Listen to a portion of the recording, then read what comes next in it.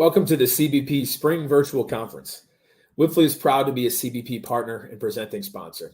I'm TJ O'Neill, also known as the Thirsty CPA, and help lead our firm's craft brewery team. We offer a full lineup of solutions, including accounting and tax, digital strategies, business advisory, and strategic planning services.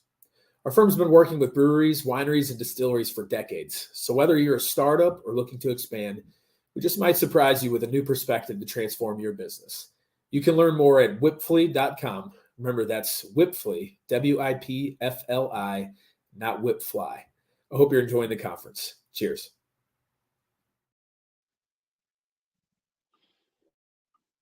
All right. Hello, everyone. Welcome to Elevate Your Brewery Brand for Digital Natives. I know that's a very slightly different title than the one that was in the agenda, but they are going to be pretty much the same thing. I just wanted to make a few changes here to make this a little bit closer to the things that I would like to focus on today. So first up, just to quickly give you a sense of what we're going to talk about today, I'll introduce myself so you know who I am and why I'm speaking. We'll talk a little bit about trends in digital, your digital front door, which is going to be about the importance of your website, analyzing customer behavior, growing customer loyalty, any next steps that you might be able to take to enhance your brand for digital, and then we'll get into questions if there are any. And if you do want to answer questions along the way, please do feel free. I am happy to interrupt myself to clarify anything or talk a little bit more about anything that may be of particular interest. So just a little bit about myself. My name is Matthew Straub. I'm a senior product manager here at Wipfli Digital's product studio. We specialize in creating custom software for clients all over in a lot of different industries. Seems relevant to share a few of my favorite beers. Those are going to be Russian River Supplication and New Glarus Enigma. Those are both fantastic sours, and Central Waters anniversary releases. Central Waters is a pretty small brewery in northern Wisconsin, but they make fantastic barrel-aged stouts that they release in a limited edition every year. And then a couple of my favorite breweries, I'm going to do this regionally because I grew up in Wisconsin, so I'll call out New Glarus and Central Waters. And then also here in Chicago, where I live now, Revolution Brewing and Dovetail. Elsewhere, I'll say Russian River and Mikkeller. But a little bit more about me. I've got over 10 years of experience in digital. I got started a long time ago. I actually co-founded a 3D printing curriculum for kids. Then I worked at a Silicon Valley-based consultancy for Fortune 1000 executives, all the way through today, where I focus mostly on native app development for the past 5 years. I've been with Wipfli for over 5 years, always been focused on consumer experience. Some of the industries that I've been in are loyalty and convenience stores, financial services, and healthcare. So let's just look at a couple trends in digital to kind of set the stage here for what's been going on, what we want to talk about, and just kind of call some attention to. The first thing is just we live in a rapidly changing world. I think we all know that. And I'm not talking about things like websites are mobile now and mobile responsive. I'm more talking about things like virtual assistants, bioengineering, automated production and delivery. And the thing to remember about any trend like this is that the gaps kind of always get wider. So digital leaders get bigger while others do not. And in periods of great disruption, that gap will increase even faster between what we're calling here digital leaders and digital laggers. So a couple examples here for you. This is an older slide that's been used in a lot of technology conference talks, but this is about changes in film and digital photos. So there's two lines here. One is an exponential curve of the total number of photos that have been taken over the last 100 years or more than that. And then the second line is the number of analog photos that have been taken. And you'll see that there's a point at which analog photos just completely takes a dive.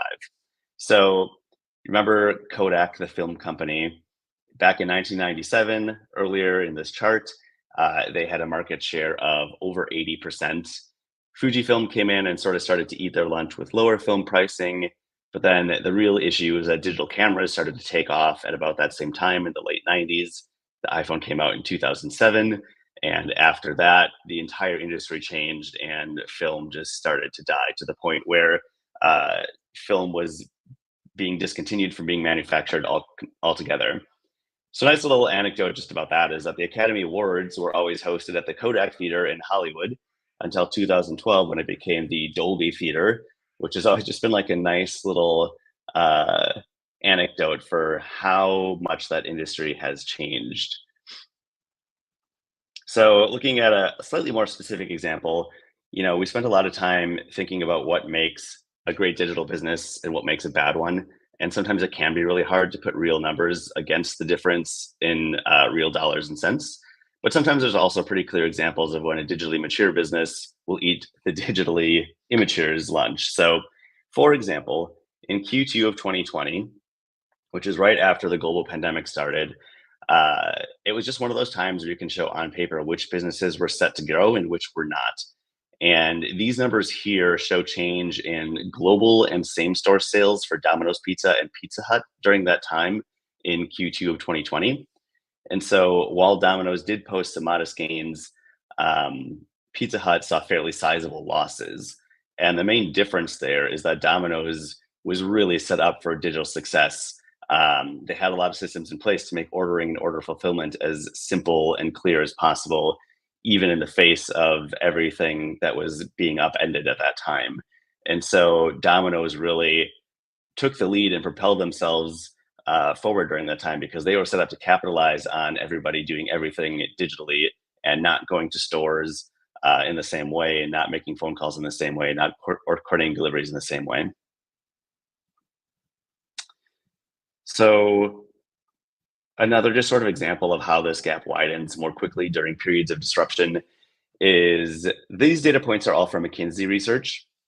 And it just kind of shows how the performance gap between digital leaders and laggards grows through periods like the pandemic. So what qualifies a leader in this particular study, it's based on some metrics of the maturity of things like data collection, maturity of digital products, things like that. And what you'll see is that, of course, there was always going to be a gap between the percent of sales from digital channels from a company that has a lot of digital maturity versus one that does not. I mean, that kind of just goes without saying that your percent of sales from digital channels are always going to be higher if you are a digitally innovative and advanced organization. But what's interesting here is that that gap is starting to widen faster and faster between companies that are digitally or are not digitally mature. So this chart is just, again, the percentage of sales coming from digital channels between companies that are leading in digital and those who have fallen behind. And so, well, everyone's numbers increased after the pandemic. You can see the even wider gap beginning to form here.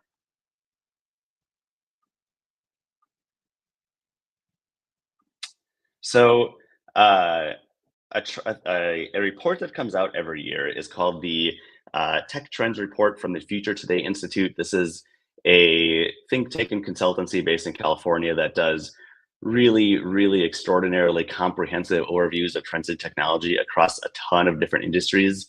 It's a really fun read every year. They have a lot of awesome data points.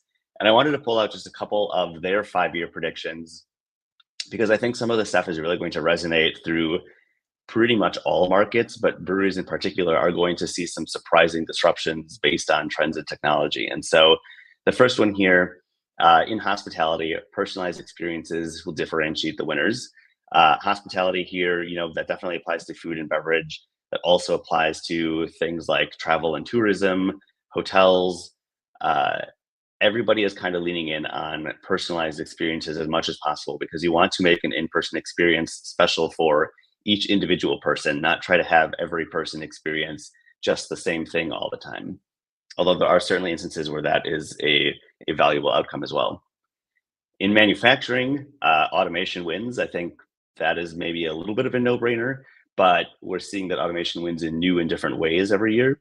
And so workers must be upskilled. Packaging materials are changing forever. There's a lot of more eco-friendly materials becoming available, materials in different all types of longevity, built for shipping things in different circumstances.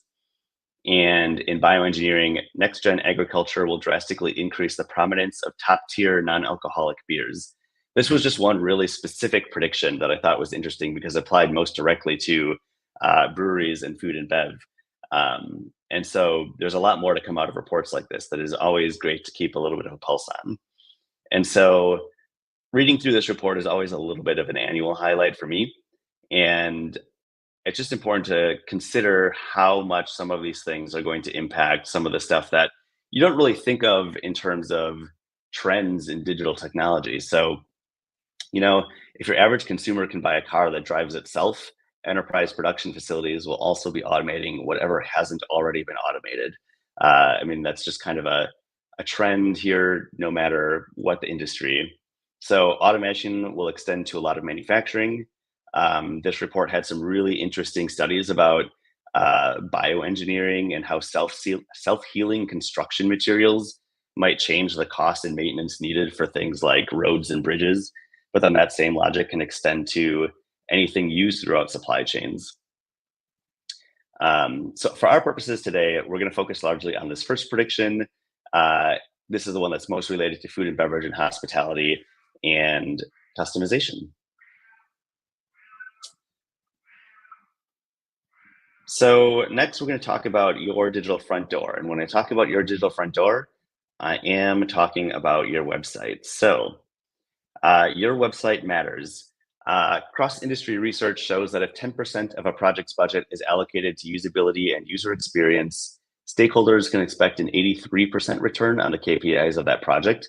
I think everybody can agree that a 10% investment for 83% ROI is a pretty good ratio. And when we're looking at websites today, it's important to remember about the context in which those websites are being used. 70% of all web traffic is generated by mobile devices. Obviously, 5, 10, 15 years ago, that was a much, much lower number. And 62.5% of all global online spending is occurring in digital marketplaces in 2020. So those marketplaces are also kind of taking over and accounting for an increasing amount of all spending on digital platforms. So when we're looking at some of these things, it's important to ask yourself, is your website mobile friendly? Is it going to be friendly to be used by people that are out and about on their phones? Because the truth is that is most often how people are accessing your website, no matter what industry you're in. Are you leveraging e-commerce? Is there a shopping platform in some way incorporated into your website that you can use to, if not sell products directly, maybe merchandise, event sales, things like that? Is your website accessible? Is it what we call WCAG compliant, WCAG, that stands for Web Content Accessibility Guidelines? And if you're falling short in any of these areas, is there someone internally at your organization that will make you aware that you're falling short? And if not, is there a partner that you're working with that can make you aware of some of those shortcomings or areas for improvement? So it's important to remember that your website is going to be the first impression that you leave, that you make for a lot of people. And for many customers, that's going to be an important factor in deciding whether or not they're coming to visit you or whether they're willing to learn more about you, attend events, whatever the case may be. So one thing to note here about just the importance of those first impressions is that digital accessibility is huge. It is increasingly huge. It is also very important. It's important to remember that accessible design is a win for everyone. And this chart here is a visualization of the rise of digital accessibility lawsuits. So you'll see that this is increasing every year. Of these, 95% of them are lawsuits specifically targeted to desktop websites. And the reason that is not just because they're on desktop, it's because desktop design that is a web design that is desktop only is not accessible design. Accessible design means it works on any platform, any screen of any size. 85% of all digital accessibility lawsuits are in e-commerce, and that is far and away the largest group or industry. The second, with 7% of digital accessibility lawsuits, is in food service. So if you're wondering what kind of things might lead to an accessibility lawsuit, there are quite a lot of them, and a lot of things are things that organizations don't regularly think about or test, either when they're designing something or developing something, or just kind of revisiting over time. For a lot of people, you get a website to a good enough place, you don't think about it again. You don't really think about the design of it. You don't really think about the fact that laws and regulations have changed governing that website that you made several years ago. And so Some of the things that can trigger a lawsuit are as simple as color contrast ratios. If you have two different types of text on two different color schemes that are kind of hard to visually distinguish, that means that you're not meeting accessibility guidelines for folks that have visual impairments. Is the site navigable by someone who can't use a mouse or a touchscreen in traditional ways? Lots of folks navigate the web with tools for limited mobility. So there's a way to navigate any website online by using only the keyboard, for example. But you do have to pretty intentionally structure your website in a way where keyboard accessibility actually works. And so even though most of these targeted industries are in e-commerce, food and beverage is also really big, and then education is also growing to be a larger and larger portion of these lawsuits. So the reality is accessible design online is beneficial for everyone, not just those who need it explicitly. And that's true of real life too. Accessible design in building a building means having labels that are clearly legible, knowing which way to pull or push a door, having revolving doors, having ramps for people in wheelchairs and elevators, but that makes it easier for everyone. So really what this comes down to is that in most cases, a quality user experience should be intuitive and accessible by the largest number of people.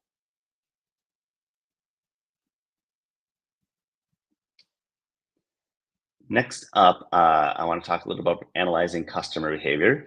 So analytics are important, not just in marketing, but also in design and development. I, as a product manager, take a look at analytics all the time, not because I'm trying to explicitly sell anything in most cases.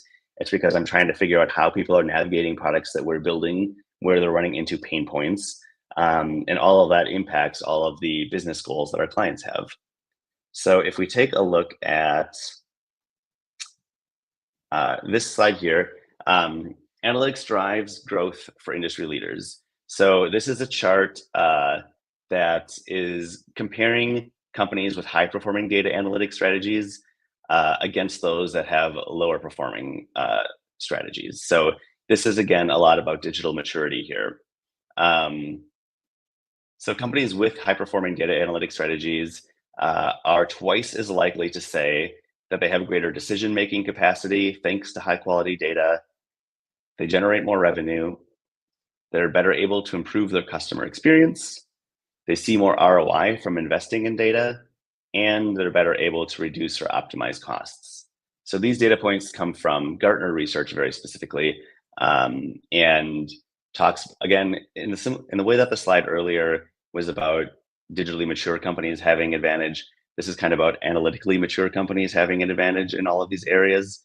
And you can see that the disparity is pretty big to be able to say that an analytically mature company can say, yes, we're more than twice as confident that our decisions are correct. Our revenue generation, we have about 4 times as much confidence in, twice as much confidence in customer experience, twice as much confidence in ROI based on investing in that data, and also twice as confident that we're optimizing costs, because without good data, you can't make good informed decisions. For most companies of most sizes, Google Analytics is the go-to resource for pretty much all digital analytics across platforms. But they do make a lot of changes, and they have changed the game in big ways recently. So in summer of just last year, they rolled out their new GA4 product. What used to be called Universal Analytics is now GA4. That's just the newest version of Google Analytics. And they have since forced all Google Analytics customers to migrate. So you can imagine that with a change as big as an entire naming scheme for Google's core analytics platform, there were a lot of changes that everyone else had to accommodate for to make sure that the data they were collecting was still good and usable. So we have found that companies that were auto-migrated have a lot of experience issues, they have experience tracking and user experience issues that are difficult to solve without an expert. If you've ever used Google Tag Manager, that has changed a lot because of this result in GA4. We have a couple guys that specialize very heavily in Google Analytics that work with clients all the time on making sure that the data coming in is clean again, a lot of clients have had gaps in data history because of this change, and we want to make sure that everybody is being able to make those informed decisions using good consumer data to inform those business decisions. So another really big issue here is that legacy data from old Universal Analytics that was collected before the transition is going to be deleted at the end of this year.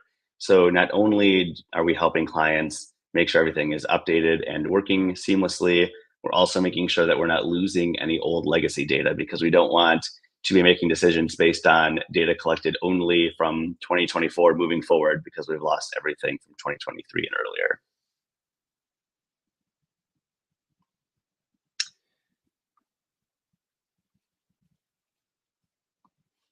So if you want to do anything impactful with AI, artificial intelligence, data and analytics maturity is a must-have. Probably this has come up in a lot of different ways for a lot of different people in the last year, ever since ChatGPT became a regular consumer-facing tool. Every business has been trying to react to the new prevalence of AI offerings that are available to us. And most organizations are still trying to decide what their AI strategy will be. Many others are waiting for different companies to take the first step.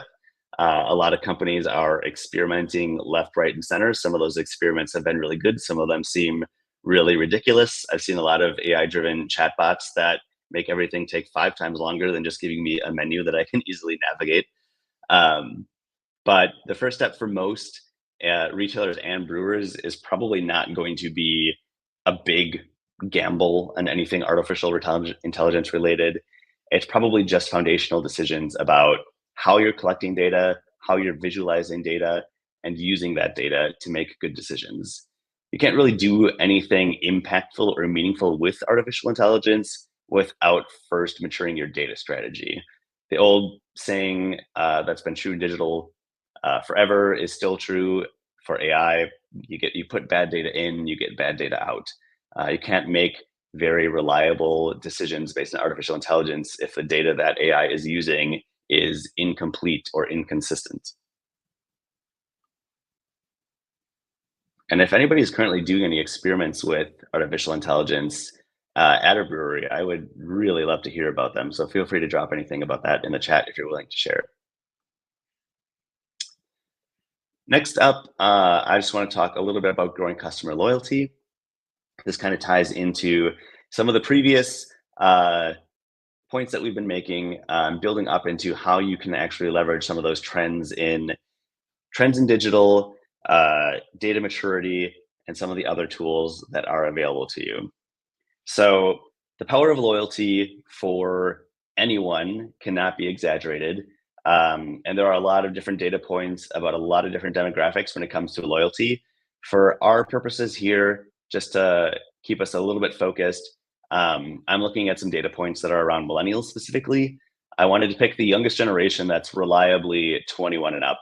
I didn't think that a slide here about Gen Z would be quite as useful as looking at some millennial specific data. So understanding which engagement activities consumers are willing to complete is a strong foundation for building a loyalty program that members will want to participate in. So 70% of millennials said that they could be persuaded to choose one brand over another due to the presence of a loyalty program. So I think that's an important thing to consider if you're looking at your competitors. Does one of you offer Mug Club and one doesn't? Might that be enough to sway where somebody is choosing to spend more time and money? Because a lot of research indicates that, yes, in fact, those things very much matter to consumers. 70% said they're willing to pay for loyalty programs in exchange for valuable perks. So we are way past the days of punch cards and coupons. A lot of folks are willing to pay essentially dues for different perks. Amazon Prime was kind of, the thing that made this universally acceptable, that if you pay Amazon an annual fee, even before they had streaming content, you pay them a large annual fee, you get benefits throughout the year. And a lot of folks are willing to do that for other industries or other businesses that they have an affinity for or want to spend money with. And certainly breweries are very much that type. Breweries have very, very high customer loyalty rates and satisfaction rates. 79% of folks said that they sign up for loyalty programs to save money. So folks are both willing to pay for them and they want to save money. Often, there's a quick cost benefit analysis to signing up for a rewards program that costs money of, if it costs me $50 to join this, am I going to get $50 of value back? And the answer is almost always yes. I'm going to get $50 in value back, but in perks that are not going to cost $50 to the business. So it's a win-win all around. And then not only am I winning for joining that program, usually the business is winning, because if I have joined that program, I have made a certain commitment, or at least given the impression that I have this commitment to keep going to this place more regularly.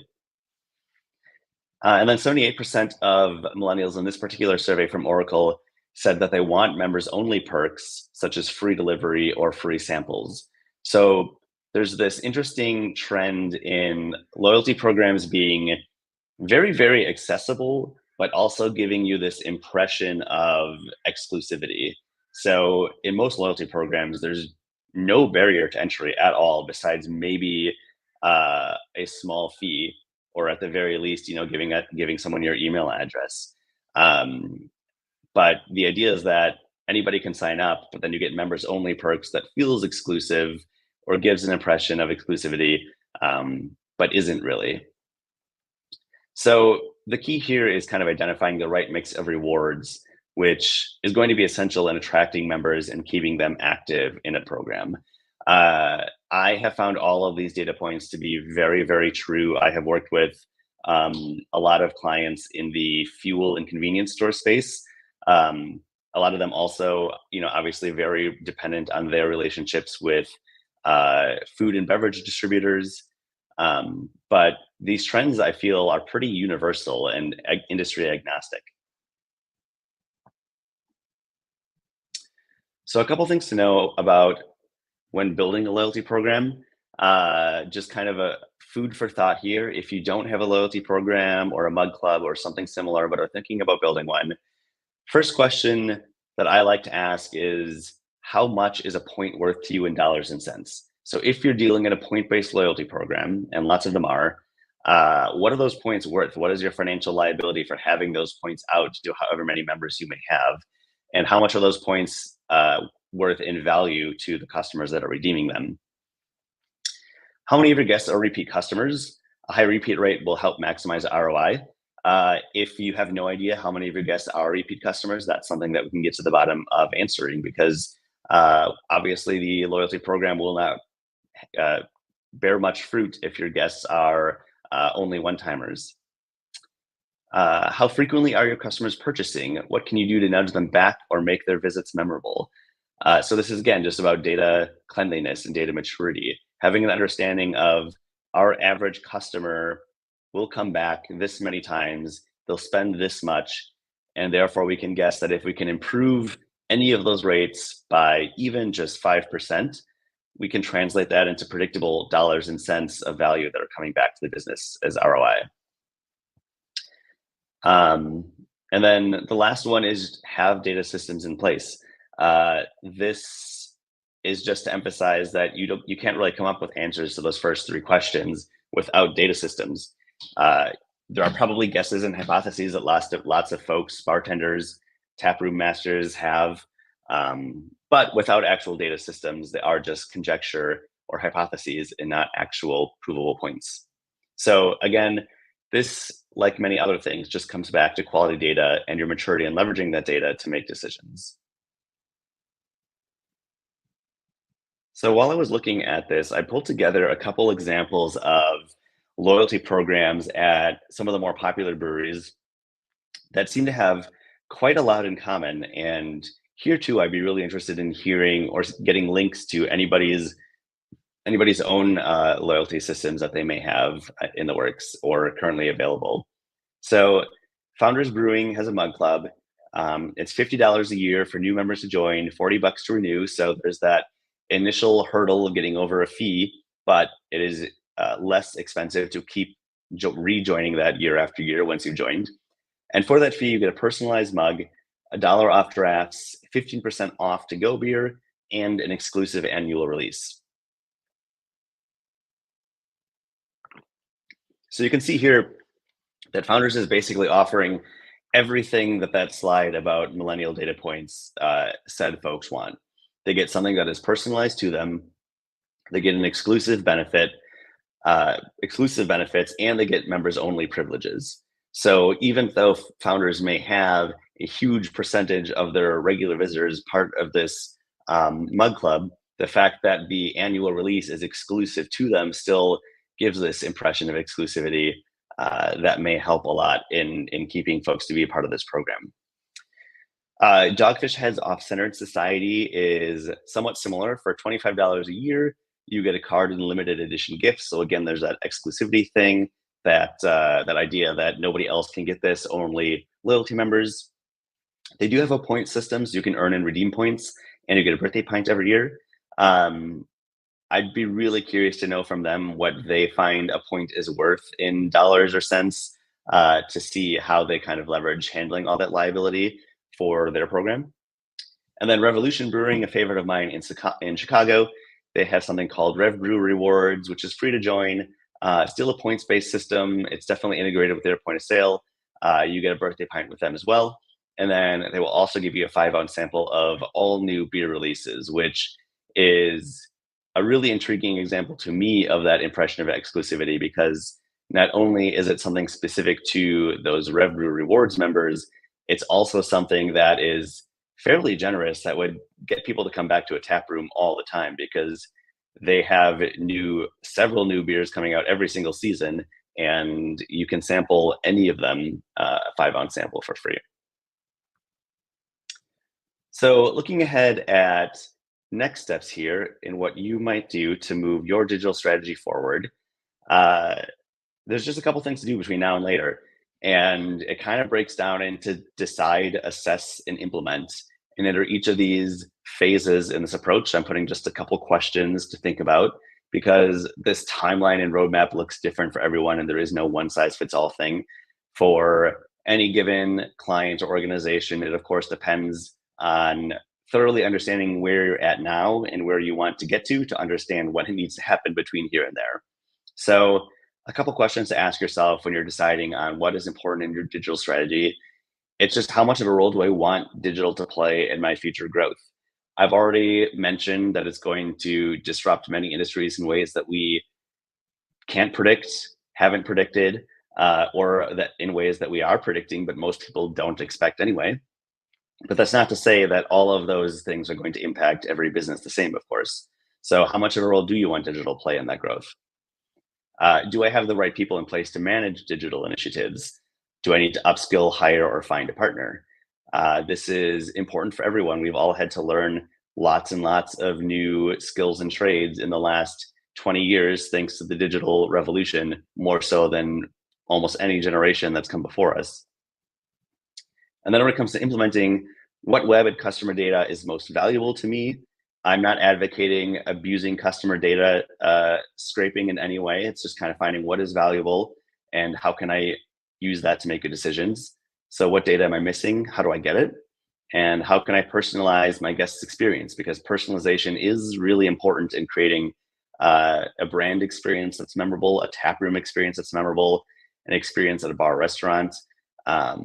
And our goal is to help every company figure out what steps it can take now to transform into a digital leader, no matter where you're starting from. And this journey, again, is very different for everyone. So on that note, I'll just touch a little bit on some of the services that Wipfli offers. Wipfli has been around for a long time. We've got services all over the range of business needs, from tax and outsourcing, organizational performance. Tax and audit services had long been Wipfli's bread and butter. I am a part of a series of acquisitions and expanding our digital service offerings, so I want to take a look at those here. So these are Wipfli's digital services. I myself focus primarily on digital strategy and custom software and apps. So in those areas, for strategy, for example, we can review pretty much every aspect of what you're doing currently in the digital world to create a comprehensive roadmap to help you achieve your goals. So that is really taking a close look at where are you now, where do you want to be, what does it take to get there. Custom software and apps, again, this has always been my focus, but we'll design solutions to help solve specific challenges so you can move more efficiently and drive customer loyalty. We have built consumer loyalty iOS and Android apps from the ground up with web components. We've built web-only apps and services, and that runs the gamut from iOS apps, Android apps that you would download from the App Store, all the way through full stack web development. Integrations with point of sale systems, integrations with other loyalty providers like ASM, Paytronics, Loyalty Line, and Loyalty Method. We can build software that works with all of those other platforms. A couple other things, cybersecurity is important, increasingly so for anyone in literally any industry.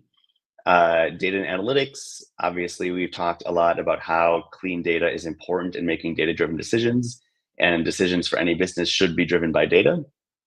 We can also support strategic AI services, e-commerce, and enterprise solutions.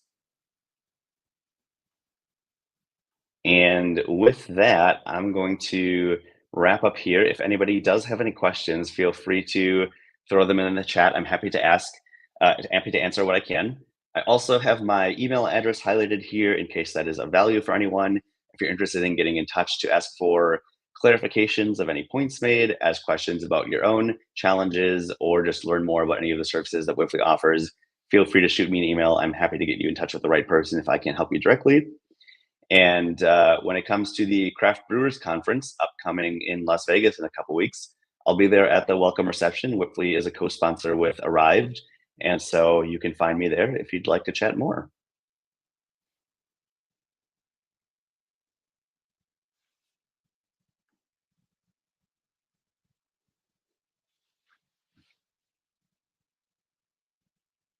All right.